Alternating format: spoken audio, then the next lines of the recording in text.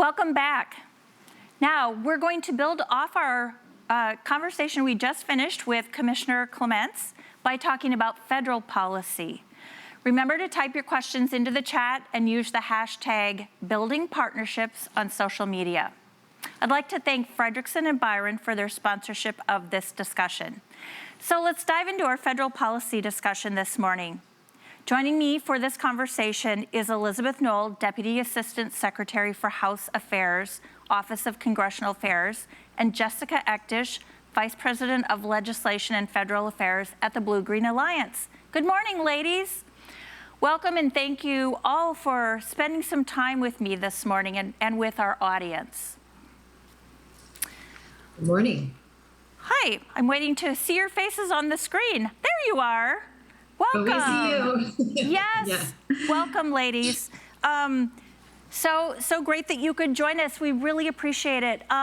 We are waiting with bated breath to see what happens with federal legislation. I'm sure that you've been on a roller coaster with all the changes. In flyover country here, we're just watching the news media and to see what they report out. So I'm really interested to get into the discussion, hearing your thoughts on, starting with Elizabeth, what you think is going to cross the finish line.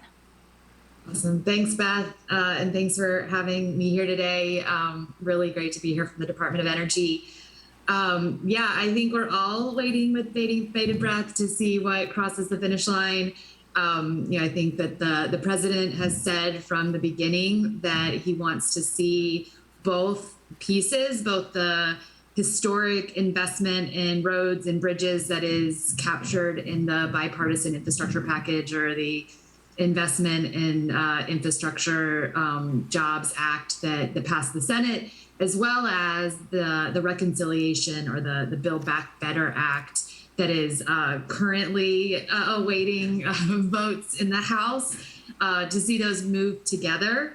And I think, all signals are pointing to there's a lot of support and momentum and interest and desire and commitment to getting both of those packages moved forward, as quickly as possible. So I'm very optimistic. I remain very optimistic. I'm an optimist at heart, and so I'm looking forward to it. And there's just a lot in there to get excited about in terms of what we need for this clean energy transition.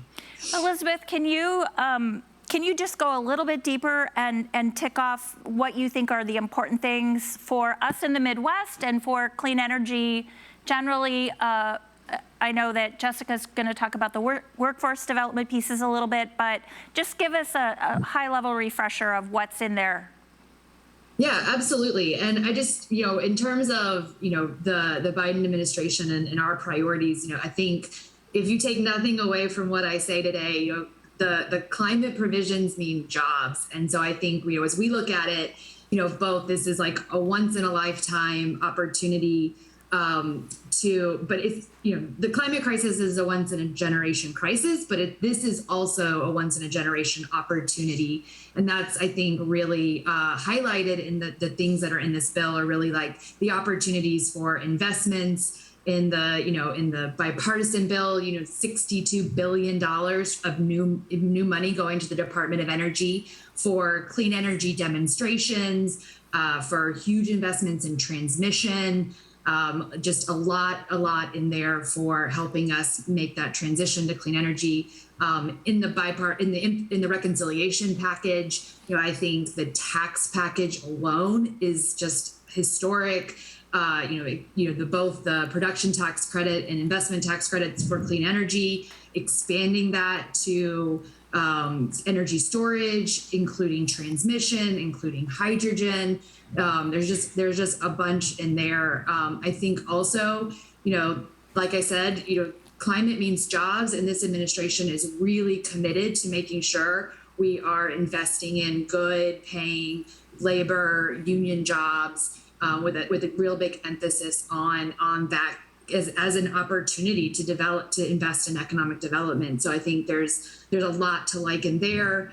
For the other energy and commerce and energy and natural resource kind of priorities, huge investments in the loan programs office, which I think is just going to be significant in catalyzing a lot of additional investments. These are going to bring opportunities to really commercialize, transmission to hydrogen to CCUS and other carbon capture, utilization, and storage technology. And then a lot on energy efficiency. So I think we're really excited to see a lot of the things that could potentially come our way. So we're holding our breath. Excellent. Jessica, do you want to talk a little bit about, from your perspective, what is in the pending bills or that are working their way through Congress on job creation opportunities? Yeah, absolutely. Thanks, Beth. And thanks so much again for having me. Just for anyone who's not familiar, so Blue Green Alliance, we're a national partnership of labor unions and environmental organizations working to solve today's environmental challenges in ways that create and maintain quality jobs and build a stronger, fairer, and cleaner economy. And I think what we're talking about today, we're really in a unique moment to deliver on that mission. And I think I'm going to talk about a lot of the same kind of themes that you just heard from Elizabeth. The impacts of climate change are all around us. The science is unambiguous that we have to get to net zero by 2050 and ensure we're solidly on that path by 2030. But at the same time, workers across the country are still digging out from the economic impacts of the pandemic, which has exacerbated and exposed what were already at historic levels of inequality in this country. Black Americans are 1.5 times as likely to be unemployed compared to white Americans. And since the start of 2020, the richest 1% in this country have gained $10 trillion in wealth, over 15 times more than the wealth gained by the bottom 50% of this country over the same period. So we know this is unacceptable and unsustainable, and that's why it's so important, and we're so excited to hopefully see Congress pass an economic recovery and jobs package that centers on the better part of Build Back Better and really takes head on these intersecting crises of climate change and economic and racial injustice, all while creating high quality, good paying jobs and delivering a more equitable and cleaner economy. And we really do see the Build Back Better Act coupled with the bipartisan infrastructure bill as taking a huge step in this direction. And it's really just a huge deal for workers and the climate, and it's really exciting. It includes investments in clean energy and infrastructure, in manufacturing, and climate resilience and the care economy that really will put us on a path to that cleaner, more prosperous and equitable economy. So I'm just going to talk a little bit more about these three key aspects of the package that we're particularly excited about. Great. So first, the package includes significant investments to deploy clean energy and clean vehicles at the scale really necessary to meet the climate challenge. It would invest more than $550 billion in clean energy deployment and fighting climate change broadly, and that includes $320 billion alone for clean energy tax credits for things like utility scale and residential clean energy, transmission, which is going to be critical, clean passenger and commercial vehicles, and a range of other products. And I think critically for us, these investments, for the very first time ever, will come with strong labor standards, including prevailing wage and registered apprenticeship utilization, as well as domestic content standards that will help support the growth of good family supporting union jobs and domestic manufacturing in the clean economy. And the package also includes a number of incentives to really drive these investments and jobs to particular regions of the country that need them the most, including communities that have seen job loss due to either coal mine or, say, power plant closures or deindustrialization more broadly, as well as communities disproportionately impacted by pollution. Second, in addition to those domestic content standards I just mentioned for clean energy deployment, the package also makes a huge down payment to support the growth of clean technology manufacturing and supply chains, to modernize and cut emissions from industry, and to reinvest in manufacturing communities. That includes $110 billion to spur new domestic supply chains, as well as the manufacturing of technologies like solar, batteries, advanced materials, everything we need for the clean economy. And also funding to modernize and cut emissions from our essential basic industries like steel, cement, aluminum, everything that's going to be going into this infrastructure package. It also makes a down payment on clean procurement, key element of our Buy Clean concept, which rewards companies that make these kinds of basic materials in cleaner ways. The industrial sector makes up over 20% of greenhouse gas emissions in the US. If electricity used by the facilities is included, it's actually more like 30%. So it's really one of the largest sources of emissions nationally, and just, I think, hasn't gotten as much attention over the years compared to, say, the power sector. But energy intensive industries like cement, steel, aluminum are among the fastest growing sources of greenhouse gas emissions globally. And at the same time, all of our major economic competitors are making significant and strategic investments in the production and deployment of these technologies. So investing in emissions reduction for the industrial sector is not only an opportunity to reduce emissions, but also to make our facilities more competitive.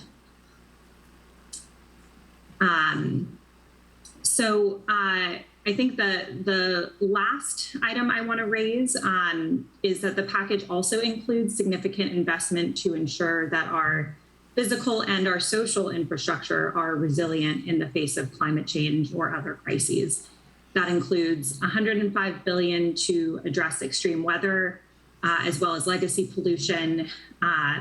It includes standing up a new civilian conservation corps that would put millions of people to work building healthier and more resilient communities, implementing conservation projects, and helping communities respond to climate change, as well as $150 billion investment in our care economy that will support workforce development, improve direct care worker wages and retention, expand access to services, and equip those providing and receiving care in the community with tools necessary for climate preparedness.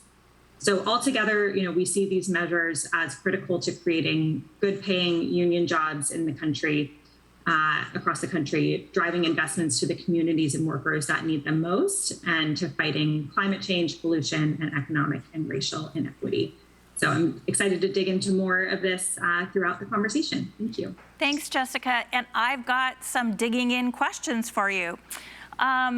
And Elizabeth, maybe we can start with you, or I'll throw this question open to both of you. All of this sounds great, but it comes with a lot of implementation. And so how can we make sure that it gets done right away so that we can really take advantage of the programs? Elizabeth, is this going to require setting up new processes and programs? And, how does the Midwest versus other areas of the country access some of these opportunities? So, Elizabeth, do you want to start, and then Jessica, jump in? Yeah, absolutely. Thanks, Beth. So two things that I would want to note. One, just in how this administration is approaching these issues, Secretary Granholm, as a former governor, she really understands this idea of, American manufacturing and really investing in communities. And as you'll see from either, the Justice 40 initiative that came out of one of the president's executive orders, to which the Justice 40 initiative, for those that aren't familiar, is a commitment that 40% of all benefits from federal investments will flow to disadvantaged and historically disadvantaged and marginalized and frontline communities. And so that is a leading priority for this administration, even on our existing resources and existing initiatives. As well as there was the Intergovernmental Working Group for Coal and Power Plant Communities that is really about how do we work with these communities in transition and make sure that we are collaborating with and working with and centering them so that we're helping to support that transition. And I think that this administration is committed to that, not turning our back on any community and helping to facilitate that, place-based transition.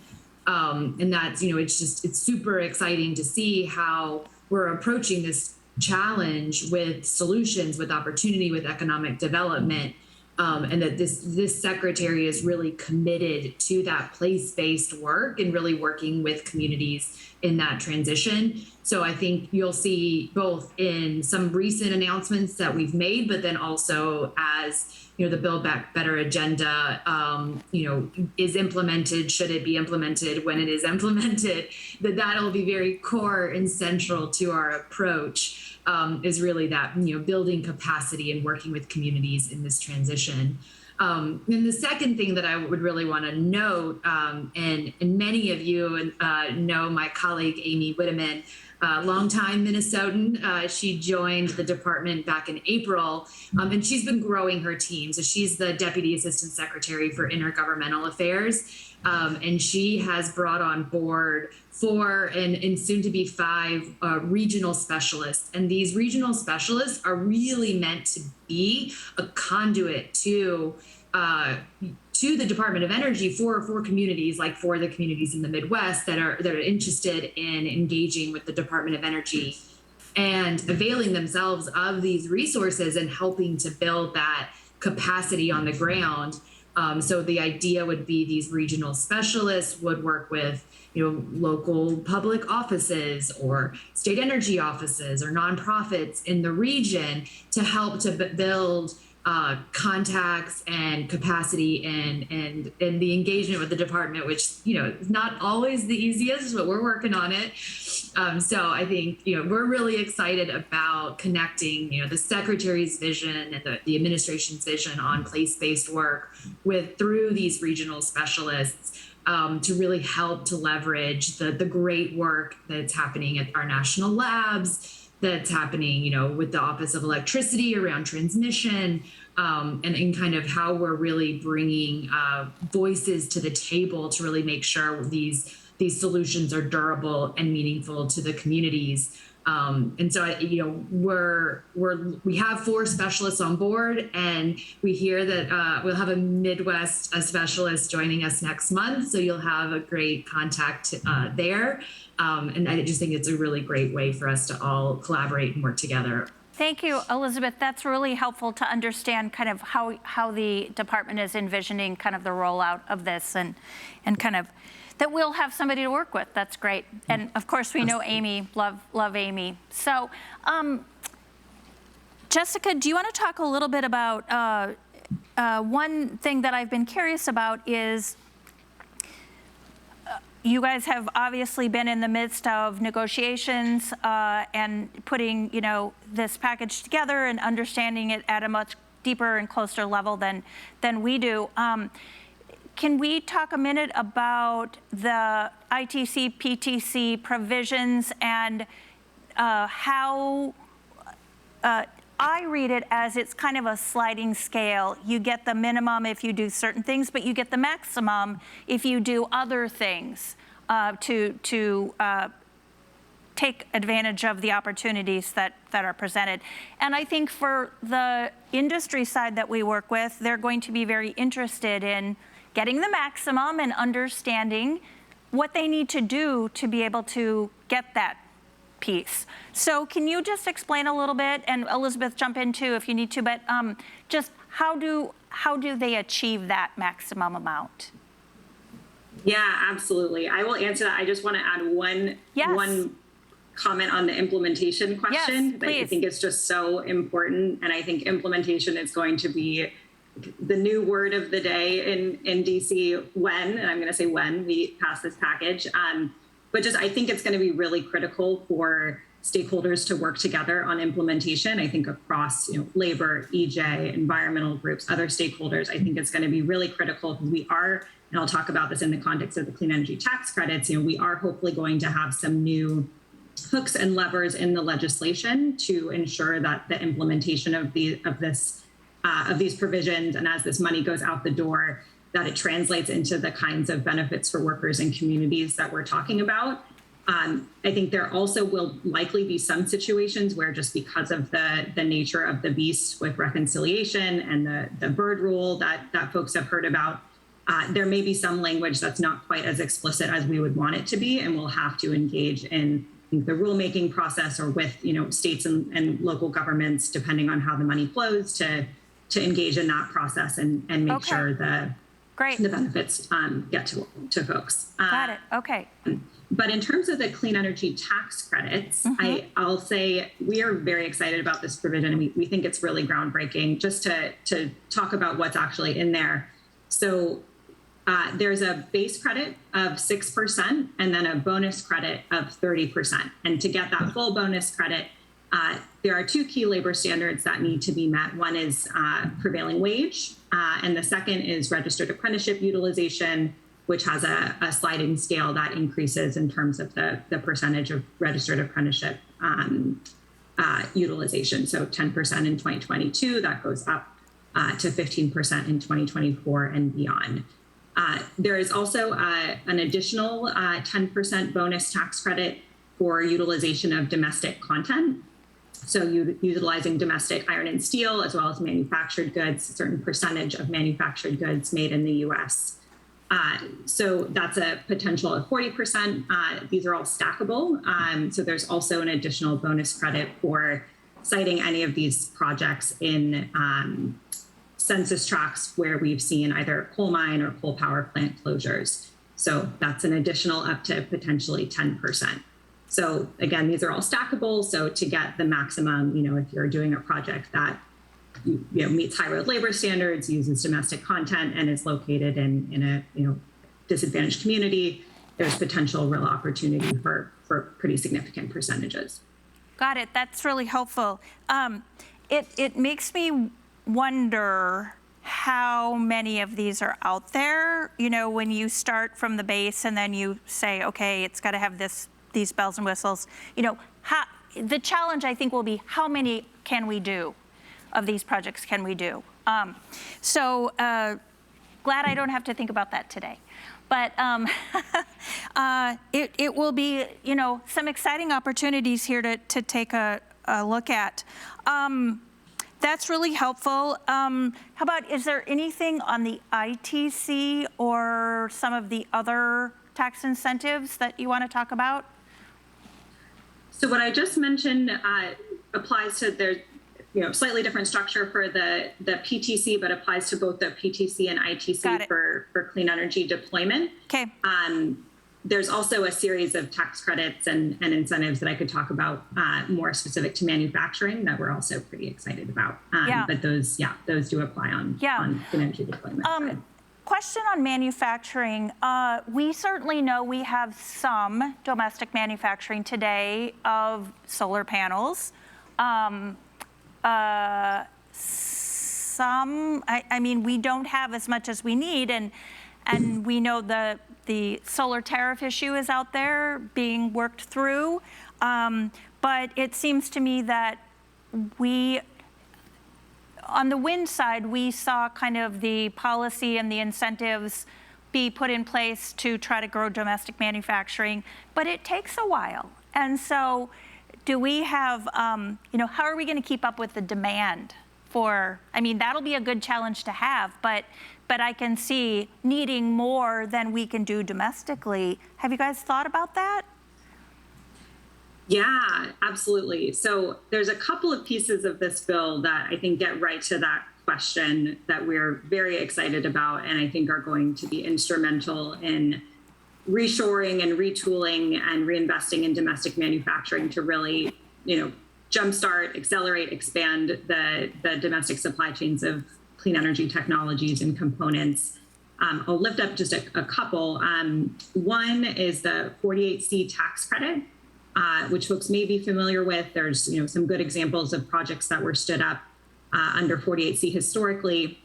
We are expecting the package to reinvigorate that tax credit, which is intended to re-equip, expand, or stand up new domestic clean energy, transportation, and grid technology manufacturing facilities.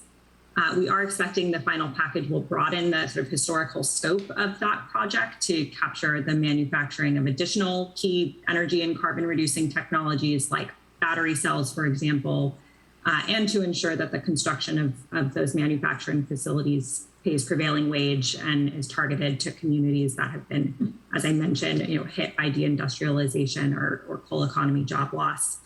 But I think what's new and really exciting in this package is in addition to 48C, we are also expecting a series of standalone technology-specific manufacturing production tax credits.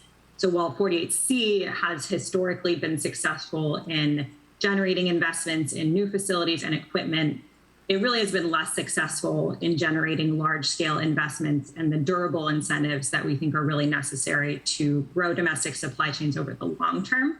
And that's where these standalone production tax credits come in, which can fill this gap and really provide enough security of demand for investors to create the kind of large-scale facilities that are not only necessary, of course, to meet our climate ambitions, but to compete at a global scale. So this type of credit would incentivize, we think, quick and sustainable expansion of supply chains to be globally competitive, and in particular could help fill really critical supply chain gaps in the clean economy. For example, there's a provision for filling gaps in the solar supply chain by providing a per unit or per watt credit for domestically produced solar modules, photovoltaic cells, wafers, polysilicon. So those are a couple of the provisions. There's a number of other, those are all in the tax space. Elizabeth will probably speak to some of the other provisions in the DOE space that we're also very excited about on the manufacturing side. But I think bottom line, we're seeing a tremendous amount of opportunity in this package to really grow and build out a competitive clean energy supply chain. That's really good. I knew you'd know the details. And that's really helpful. So Elizabeth, do you want to add anything? Otherwise, here's an audience question just to keep in mind as you guys are thinking about, as we're talking about the tax credits. Will any or all of the tax credits be refundable to support use by smaller companies that may not have much tax liability?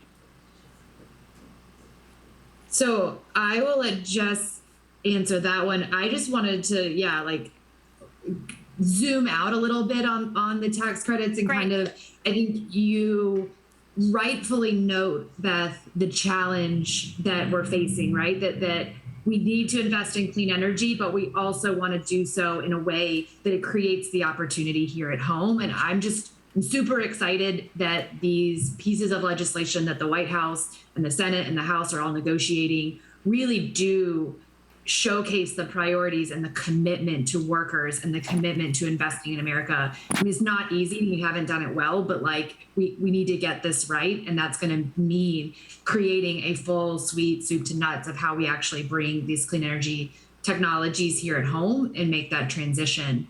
The other thing I just wanted to note is there's also, as Jessica mentioned, there's also a lot in the grants and loan space that can complement those tax credits. So, there's potentially opportunities for grants that for facilities that want to convert. So like in the vehicle space, domestic manufacturing conversion facilities. So helping to transition from internal combustion engine to electric vehicles, and really supporting that transition, as well as I mentioned before, the loan programs office and helping to catalyze, the bankability of some of these commercial investments. And then the last thing I just want to highlight is it's already happening. A really exciting announcement in Virginia just last week, I think. The time is irrelevant right now, but where you saw Dominion partnering with Siemens Gamesa for a blade finishing facility at the port of Portsmouth in Hampton Roads, Virginia. That's going to be just the first of its kind and really help to catalyze the offshore wind opportunities in Virginia and beyond. And so I think, this signals are pointing in the right direction. There's a lot of solar manufacturers that are ready to hold up their hand and say, we'll invest if, with this kind of support. So I'm super excited that we're so close and we're getting there. Signals are already pushing us in that direction. Yeah, well, certainly in the wind space, as the wind manufacturing was ramping up across the U.S., we saw a lot of supply chain parts companies that were manufacturing something that they could switch over to adding a component part to their manufacturing facility. And so there was certainly a more robust supply chain that was able to come about with a focus on domestic manufacturing. And quite frankly, there was the need. because people needed to quickly pivot and get the component parts that were needed for the wind turbines. There's an incredible amount of parts in a wind turbine, by the way, so in the thousands.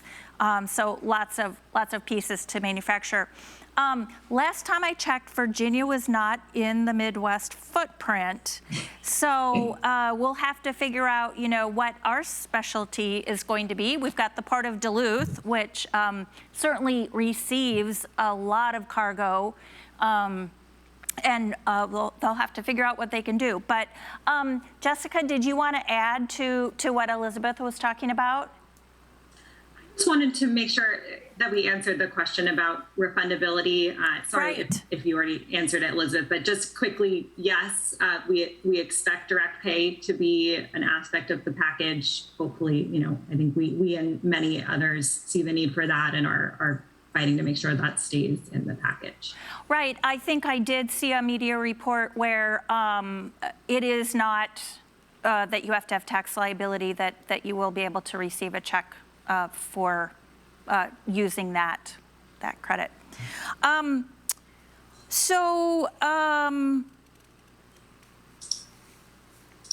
Let's talk a little bit more about, we're later in the day today at our conference, we have a panel that is going to address workforce development. And we certainly know that we need people who are interested in careers in clean energy and need to work with our labor unions to find good people and train them up. And, in talking about the coal plant community transition work, we hear a lot of talk about there are all these jobs that are going to be displaced. How will we make sure that there will be equal or better jobs to go to for those workers? So, Jessica, I'm thinking BGA is probably thinking about, along with the Department of Energy, how do we help folks make that transition? How do you, I'm guessing you guys have had to really stress the fact that this transition does not mean we're throwing in the towel on certain jobs and creating others. But how do you talk about that piece, and how do you talk about the opportunities, and what practical things do you do to really help people retrain? Yeah, absolutely. Thanks for that question, Beth. It's such an important part of this conversation. And I think for us, ensuring that this transition is to a clean economy is, fair for workers and communities is twofold. One is, everything we've been talking about here, which is how do we make sure that the jobs that we're supporting the jobs that are in the clean economy today, and that we're growing the clean economy in a way that ensures those are quality union jobs across the supply chain, from construction to operation and maintenance through the manufacturing supply chain. But the other side of that coin is a very concerted effort to directly support the workers and communities that are on the hurting end of this transition. We've have seen a loss of nearly 40,000 coal mining jobs over the last decade or so.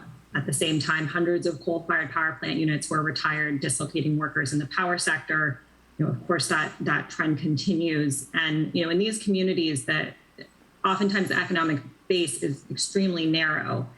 These regions are often geographically isolated, and coal facilities are often the primary, both direct and indirect employer of the majority of workers across multiple counties.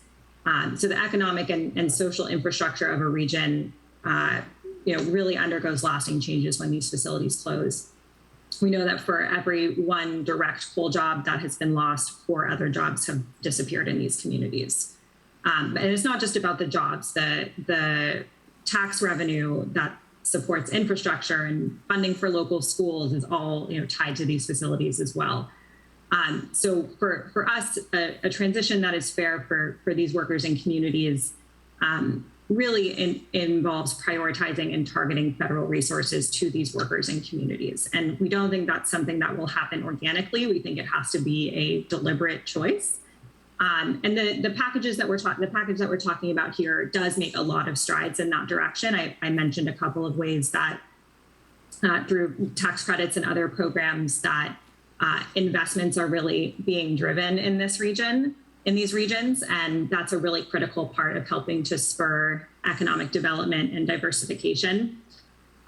There's also a lot of funding in these bills for environmental remediation of industrial sites, like abandoned coal mines, for example, which is not only a health and safety and environmental issue in these communities, but also sort of a prerequisite for further economic development. The bill also extends Black lung benefits, which is really critical. But there's one piece that's missing that I just want to lift up that we are continuing to fight for. And that's targeted funding, a real package of support for workers who are losing their jobs in these sectors, particularly those dislocated from coal mines, power plants, and oil refineries.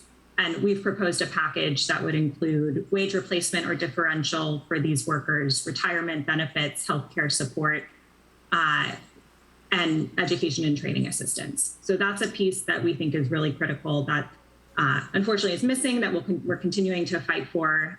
But big picture on the job quality side and on the economic development and investment side, I think we're making a lot of progress. So Elizabeth, maybe a question to you. So taking us up a level again, to think about, we have areas across the Midwest that utilities who are moving to a cleaner portfolio have said, we have a date certain for retiring these fossil facilities. And Clean Grid Alliance has been in regulatory cases supporting date certain for shutdown. But we also are trying to have investment in clean energy be able to go into these areas as well. So I think we've got a lot of synergies happening here. But it's not always comfortable for the coal plant workers to say, yes, we're okay with shutting this down because we know there's something else waiting. How do we get them, is DOE doing anything to help train and educate workers who need to look at a different future, to help them over that hurdle, to help the community leaders over that hurdle? We've got one case, and there are extenuating circumstances, but we have one case in the Midwest where communities were so opposed to shutting down the coal plant that they put moratoriums all around so we couldn't develop wind or solar. So that's not helpful. So how do we help the communities help themselves? How do we get them over this hurdle? Do you guys have any magic answers? Unfortunately, no. I will say it's a really important question for us to be asking and to be focused on. As I mentioned briefly at the top, the president tapped the Department of Energy to lead an interagency working group on coal and power plant community and economic development. And so we started that effort. Noll, the National Energy Technology Laboratory, is leading this effort in partnership with the Department of Energy and the interagency. It started with a report that identified the top 25 coal and power plant communities. And then we have then, from the release of the report, I think it was in April, have begun a series of listening sessions and workshops and roundtables that are bringing together the local electeds, the workforce, the community leaders, the tribal communities, the partners that we're going to need, and really listening to the challenges in the communities, the concerns, the fears, the uncertainties, the needs, and then also the skills and the unique capabilities and contributions of those communities, and really trying to help use these conversations in Kentucky, in West Virginia, in North Dakota, in Colorado, to really have those conversations and hear from the communities to create a path forward and chart a path forward in terms of what resources then can the Department of Energy bring to bear that will meaningfully meet those challenges and meet those communities where they're at. And I think that the long and short of it is there's not a silver bullet necessarily. I do think there's going to be opportunities in certain communities where maybe hydrogen is going to be a good opportunity for that community, both with unique skill sets and workforce and interest. But maybe in other communities, carbon capture is going to be a good solution, or other transition solutions. So I think being willing to listen, partner, think through what is needed, think through the opportunities and the current resources and potential is what is going to be needed. And I think that is both very resource intensive, but it's really going to be important to bring that to bear if we're really going to make good on the commitments that we've made. Yeah, I'm glad to hear North Dakota is on that list of top 25. That's great. I think that in order to, somebody pointed out to me the other day, we have a lot of communities that are and others who are talking about green hydrogen, but unless you have renewables to access in the locations where you're trying to make green hydrogen, you can't do green hydrogen. So if they block out being able to do renewables in a certain location, that doesn't work. So, Elizabeth, do you have utility companies who are part of that conversation? I mean, I think the utilities in the Midwest have tried to not lay off workers. They have tried to relocate workers to other types of roles, and those utilities are very sincere about trying to do that. So are they part of this roundtable discussion that you've got going on in these 25 top places? Yeah, they're definitely part of the conversation. I think maybe a better way of saying it is there's no one that is not part of the conversation or not invited to these conversations. Okay. I think we need all of the folks in the communities and those that are interested to raise their hand and be part of this if we're going to be successful. So the utilities are definitely partners that are going to be needed to be successful in this transition. But so are the community leaders and the tribal leaders and the local governments and just, there's a wide swath of folks that we're going to need to partner with and talk to and hear from. Okay. A question that's come in on the chat. It feels like we've got a little bit of a double-edged sword here. We're trying to help communities with a transition, but there's challenges with having teeth in date certain for coal plant shutdowns. So I'll just read the question verbatim. Should there be a taxpayer assistance for coal workers that lose their jobs if there's no penalty for utilities that continue to use coal? That's kind of it's two sides of the coin. We're providing a carrot, I think is the way I would think about that. But should there be a commensurate obligation on the other side? Who wants to tackle that question?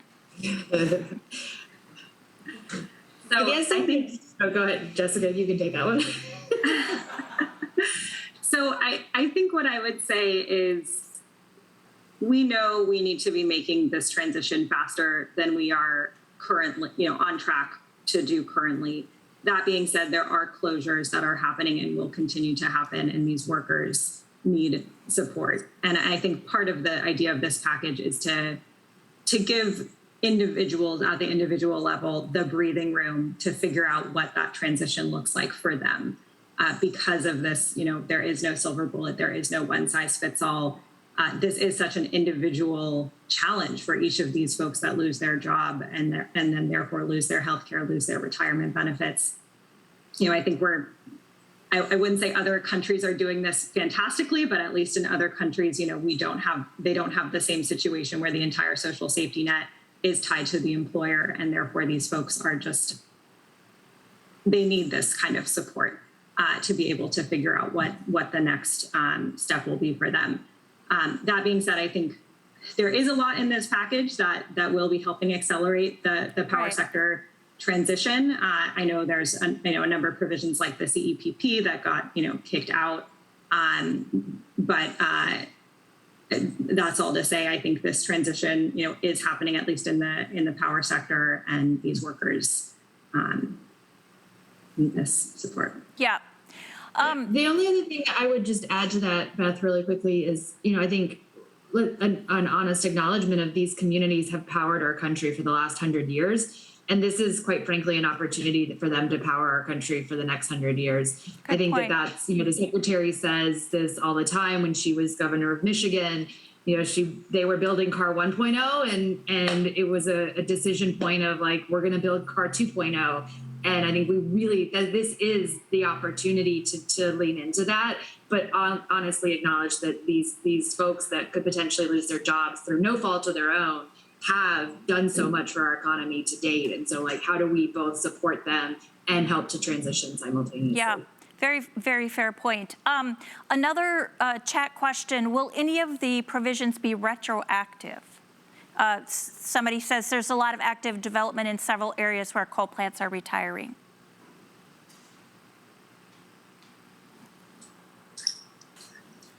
If that's specific to the to this piece that I was talking about in terms of supporting workers dislocated, our intent would be for it to have some retroactive application, the last couple of years or so, or potentially longer.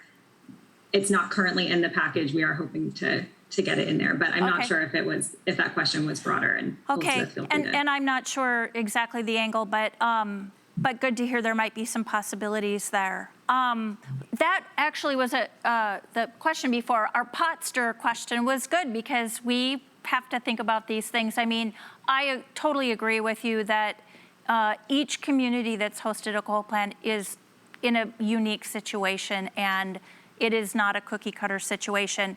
I would point out that the clean energy industries are really trying to bring opportunities to these locations, and you can lead a horse to water, but they've got to drink on their own. So anyway, more partnerships needed here. Let's see, what other what else is on your mind as far as kind of what you want our audience to know about federal goings on and what you guys are working on? Do you have any more to say about kind of, I'm still kind of fixated on how we tap the opportunities, and I know there's going to be resources, but I just know the person who's probably tapped for the Midwest is going to have hundreds of people reaching out to them. So can we get in line first? Yeah, and how do we do that? But other thoughts? Yeah, I mean, I think kind of to this like double-edged sword, or these tensions that we're facing. Moving quickly for climate change, but doing it right. Making sure we're supporting coal workers and making sure we're transitioning. The other one I think is going to be getting some of this money out the door quickly. Yes. And then also, there's going to be oversight and regulation and accountability. And so kind of that patience of, I think the Department of Energy is uniquely well positioned. In a lot of ways, we have a lot of existing grant programs. We have a lot of existing mechanisms, the state energy program, where we work directly with state energy offices, our vehicle technologies office and their clean cities work, the weatherization assistance program and the work through the national community action programs. There's a lot of ways in which we can really get this money out the door quickly, so that it is serving communities and really meeting the challenge and helping to make that transition, pandemic and climate change. But I think also just recognizing that some of our bigger, more thorny challenges might take some time. So standing up the Office of Clean Energy Demonstrations and working on the transmission that's going to need to be built, that's going to really take a lot of time, permitting, work with the communities, stakeholder engagement. So I think really there might be a lot of you guys lining up to talk to us, but we're going to be lining up to talk to you guys and really need that that support and help and hand raising. And I think just the other really important lens that we're going to be applying to a lot of this is the Justice 40 work and making sure that the benefits of these resources are, finding their way to and accruing to those marginally and marginal and largely disadvantaged communities. And that's hard, right? These are communities that also might not have the capacity to, engage with the Department of Energy or have traditionally not had the capacity. And so we're going to really need to double down on that commitment and help build that capacity. So a lot of work to do for sure. Yeah. Jessica, Elizabeth, do you envision that there would be like a briefing session that everybody could dial into and where you guys would kind of do the rundown of here's what's available, here's what we've got going right now? How does that communication happen? Is it through the regional person, or I can just see, some webinar of here are the programs, here are the opportunities, and give it multiple times would be really helpful, because otherwise I think people have to kind of find their way to the opportunity, or like you said, utilize existing relationships that they've used over the years. But you are going to have a whole new universe of folks who are trying to take advantage of and connect up with these opportunities. So everybody's going to be navigating through the stuff. Yeah. So a couple of things just to say to that. I think one is that we have a lot of folks that lived through the Recovery Act when the Department of Energy did get a lot of resources. And there are a lot of lessons learned from that perspective of what not to do. And so I think we are very cognizant of that and making sure that we're applying those lessons learned. This is definitely an order of magnitude more money. So I think and new challenges and new programs. So I think that, we'll does not mean it's going to be easier. We have the answer because we've done this before, but we do have, some, it'll be muscle memory that we'll be trying to build back. And, honestly, I think if folks have ideas or suggestions on those kind of forums and those kind of venues that would help clarify, pathways to resources, explainers or information, we're very much open to those suggestions, because honestly, it isn't, if it's not used and useful, then what's the point? So we want to make sure it's useful to the end user. So welcome those suggestions. I want to get to one really specific question before we run out of time. Here's the question. Can you expand on the standalone manufacturing credit? Is that something you guys can? Okay, will they be direct to the manufacturer or go to the wind developer? How will this benefit an existing tower manufacturer? Sorry, that's very specific. Yeah. No, I'll try to be brief. So there are the PTC and ITC for developers for clean energy deployment, right? And there's now a domestic content standard for those credits. But what I was talking about would be for manufacturers, not for project developers. So the 48C tax credit, as well as the production tax credits for particular technology manufacturing and components for solar, wind. Right now, we're particularly looking at solar and wind. There may be some additional, say, for batteries, but that would be targeted to the manufacturer. Got it. Okay, wonderful. It sounds like there is a direct opportunity for this existing tower manufacturer, which is great. Final questions or thoughts? I see there is one more question coming in if you guys are able to.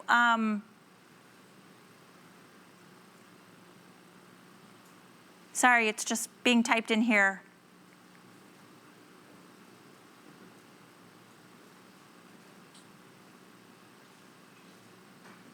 Well, it's coming in. I'll just add one just to clarify.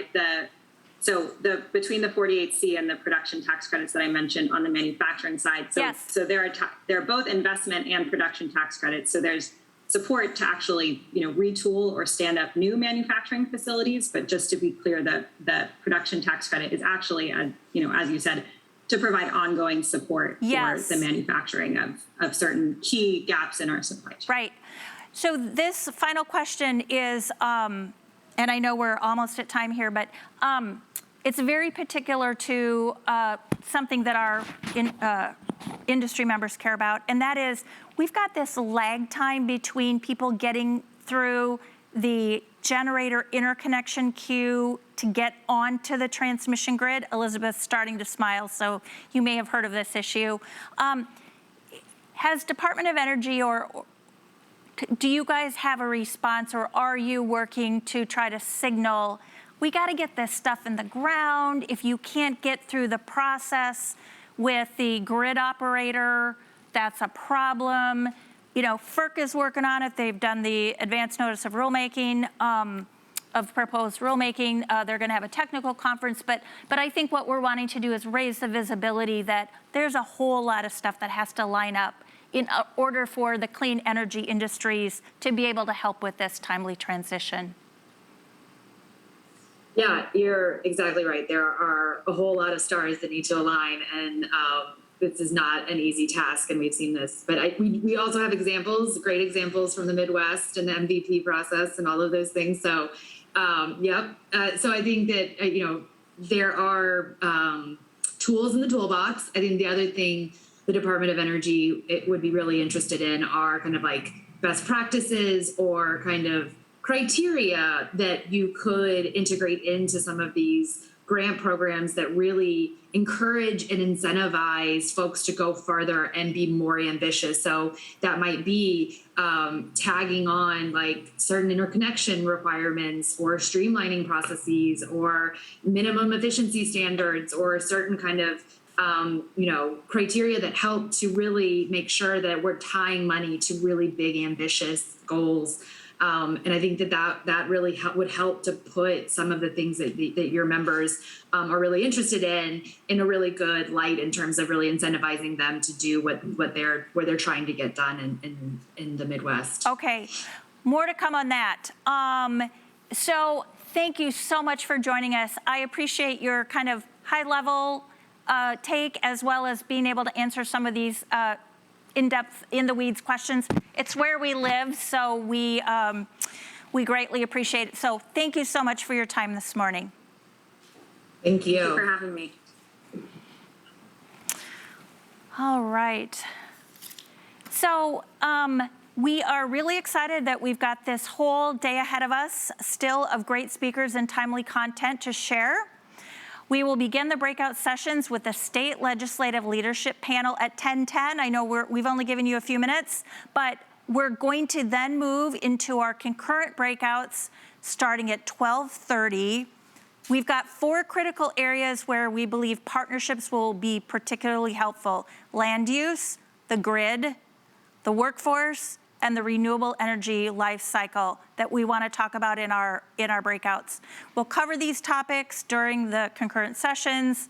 I'm going to apologize in advance for the tough choice you're going to have to make on which one do I dial into, but a brief description of each session is available to help you decide. Simply click the Learn More button for the session you're interested in on the schedule and then click Join Session. I hope you'll stay with us throughout the day and share your highlights and key moments on social media using the hashtag Building Partnerships. We're going to take a short break, but we'll see you back here at 11:10 Central for the State Legislative Leadership Panel, sponsored by NextEra Energy. Remember, click Learn More and then Join Session in our agenda. See you soon.